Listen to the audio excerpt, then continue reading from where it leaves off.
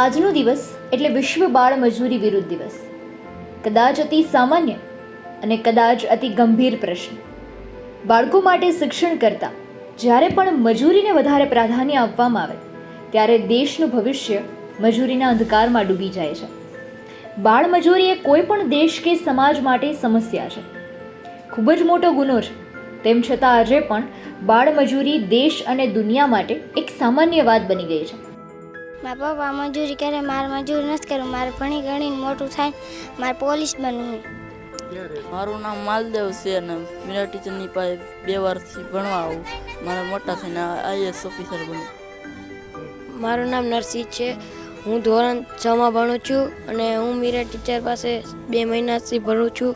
મારા પપ્પા સોફા વેચે છે અને મારે મોટું થઈને ડૉક્ટર બનવું છે. મારા પપ્પા મજૂરી કરે છે ને એવું નહીં કરું. પઢાઈ લિખાઈ કરી અને ટીચર બનવું, મોટું બની પોલીસ બનીશ.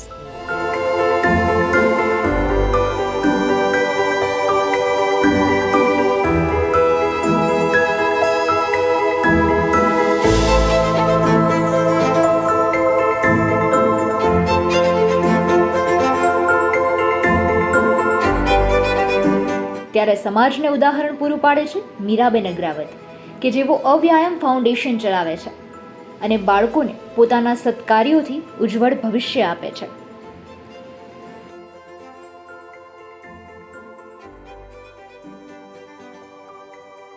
નમસ્તે, મારું નામ મીરા અગ્રાવત છે.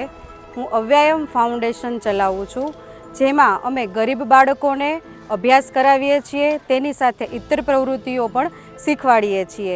એ ઉપરાંત જે બાળકો સ્લમ એરિયાના છે, ઝૂંપડપટ્ટીના છે, મજૂરી કરતા બાળકો છે, કચરો વીણતા બાળકો છે, કોઈ ચાની રેકડી ઉપર નાનો મોટો ધંધો કરતા બાળકો છે, તો આવા જે બાળકો છે જેમને શિક્ષણ શું છે એ વસ્તુનો ખ્યાલ આવે, એના માતા પિતાને આપણે જાગૃત કરીએ છીએ. એ ઉપરાંત એ બાળકોને અમે સરકારી શાળામાં પણ દાખલ કરાવીએ છીએ. ત્યાર પછી જે બાળકો સ્કૂલે જાય છે, સ્કૂલે જઈને એને જે વધારાના શિક્ષણની જરૂર પડે છે, તો રોજની 2 કલાક અમે એ બાળકોને મફતમાં ટ્યુશન આપવાનું કાર્ય કરીએ છીએ. તેની સાથે બાળકોને જીવન જરૂરિયાતની ઘણી બધી વસ્તુઓની જરૂર પડતી હોય છે. સ્ટેશનરીનો સામાન છે, બેગ છે, વોટર બોટલ છે, ઉપરાંત બાળકોને નાના મોટા કપડાં, ચપ્પલ, તો આ બધી વસ્તુઓ પણ અમારા સંસ્થા તરફથી અમે બાળકોને પ્રોવાઈડ કરાવીએ છીએ. એ ઉપરાંત વારે તહેવારે અમે બાળકોને ભોજન પણ કરાવતા હોઈએ છીએ.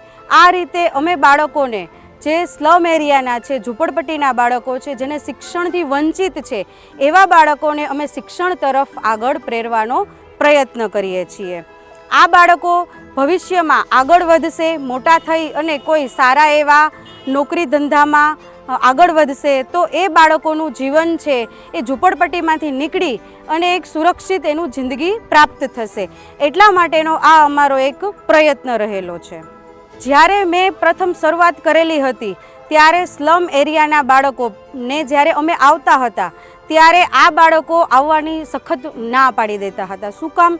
તો કે એ બાળકો બાળ મજૂરીએ જતા હોય છે, કોઈ કચરો વીણવા જતા હોય છે, અથવા તો કોઈ રોડ રસ્તા ઉપર, સિગ્નલ ઉપર ભિક્ષાવૃત્તિ કરતા હોય છે.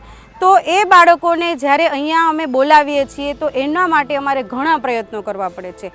નાની મોટી ભેટ સોગાતો આપીએ છીએ, નાની મોટી ગિફ્ટો આપતા હોઈએ છીએ. ત્યારે એ બાળકોને અમારા ઉપર વિશ્વાસ આવે છે કે નહીં, આ અમારા માટે આવે છે અને આ અમારા ભવિષ્યમાં અથવા તો અમારા કોઈક સારા કાર્ય માટે આવે છે. તો એ રીતે અમે બાળકોને આવકારીએ છીએ, બોલાવીએ છીએ અને પછી એ બાળકોને વ્યવસ્થિત શિક્ષણ કાર્ય આપીએ છીએ. એ ઉપરાંત બાળકોને અવેર કરીએ છીએ કે પોતાના શરીરથી જાગૃત રહે, હાથ પગ ધોવે, સમયસર નાહી ધોવે, સ્વચ્છ કપડાઓ પહેરે. તો આ રીતે આ બાળકોને અમે જાગૃતતા લઈ આવીએ છીએ. શરૂઆતમાં જોઈએ તો પેરેન્ટ્સનો ઘણો સપોર્ટ નથી રહેતો, પણ ધીમે ધીમે જ્યારે એ માતા પિતાને પણ વિશ્વાસ બેસે છે કે નહીં, આ લોકો અમારા બાળકોના ભવિષ્યને સુધારવા માટે આવે છે, અમારા બાળકોમાં શિક્ષણનો પ્રસાર કરવા માટે આવે છે, તો ત્યારે એ માતા પિતા સમજે છે, એ લોકો એમના બાળકને અમારી પાસે ટ્યુશનમાં મોકલે છે, અમારી જે વાત છે એ માને છે અને એમને સ્કૂલે પણ જતા કરે છે. સમય જતાં જતાં ઘણા પ્રોબ્લેમો આવતા રહે છે. શરૂઆતમાં ઘણી સમસ્યાઓ જોવા મળતી હતી. પ્રથમ તો એ જ કે ગંદા વસવાટો હોય છે, ઝૂંપડપટ્ટી એરિયા છે, કચરાના ઢગલાઓ હોય છે, તો એ અમારે સાફ કરાવવા પડે છે. સાફ કરાવીને પછી સ્વચ્છ જગ્યા અમે કરીએ અને બાળકોને બેસાડવા માટેની વ્યવસ્થા કરીએ છીએ. એ ઉપરાંત તડકો, છાંયો, શિયાળાના સમયમાં, ચોમાસાના સમયમાં, વરસાદના આ બધા જ સમયની અંદર બાળકોને બેસાડવા માટેની વ્યવસ્થામાં પ્રોબ્લેમ થતા રહેતા હોય છે. પણ એ બધું દૂર થતું જાય છે અને ધીમે ધીમે બાળકો માટે અમે વ્યવસ્થા કરતા રહેતા હોઈએ છીએ.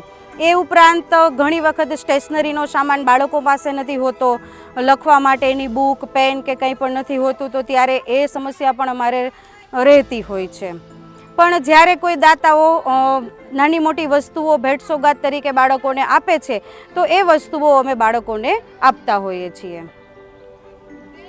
આજે વિશ્વ બાળ મજૂરી દિવસ છે તો એ નિમિત્તે હું સમાજને એ સંદેશો આપવા માંગુ છું કે જો આપણે આ સ્લમ એરિયાના બાળકો છે, ઝૂંપડપટ્ટીના બાળકો છે, અથવા તો નાની મોટી મજૂરી કરતા, કચરો વીણતા બાળકો છે, તો એ બાળકોને નાની મોટી આપણે મદદરૂપ થશું. જો એમને શાળા તરફ પ્રેરશું, સ્કૂલે જતા કરશું, તો એ બાળકો પોતાના જીવનમાં ઝૂંપડપટ્ટી એરિયા અને ગરીબીમાંથી મુક્ત થશે, દૂર થશે અને શિક્ષણના એક પ્રવાહમાં એ આગળ વધતા થશે.